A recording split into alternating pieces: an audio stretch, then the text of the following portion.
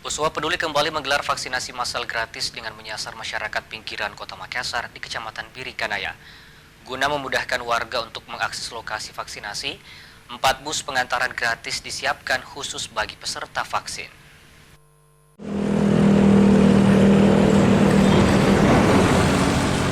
Bertempat di Politeknik Boswa Makassar, Jalan Kapasak Raya, Kecamatan Birikanaya, Kota Makassar, Rabu pagi.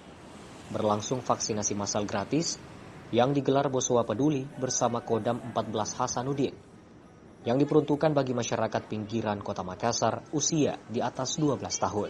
Sejak dibukanya vaksinasi massal gratis ini, sejak Rabu pagi hingga sore, antusias warga untuk vaksin terus berdatangan, baik itu dari kalangan buruh pabrik kawasan Kima, pelajar, mahasiswa, maupun masyarakat umum lainnya.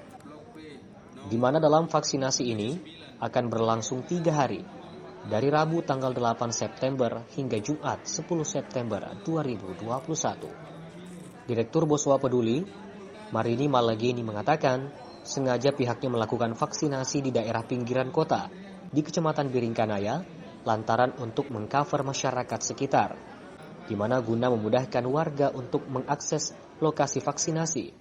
Pihaknya menyiapkan 3 bus dan 1 minibus pengantaran gratis khusus bagi peserta vaksin, yang siap sedia, 2 bus di Universitas Boswa, dan 1 bus dan minibus di area lokasi vaksin.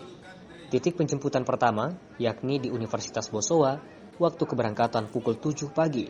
Sedangkan titik kedua, yakni di jalan masuk kawasan Kima. Jadi Boswa menyiapkan 3 bus, dan juga kami akan mengundang anak-anak dari panti asuhan. 3 bus atau 4 bus, Pak? 3 bus. 3 bus ya? 3 bus, 2 di kampus Unibos dan 1 lagi di depan di Kima situ.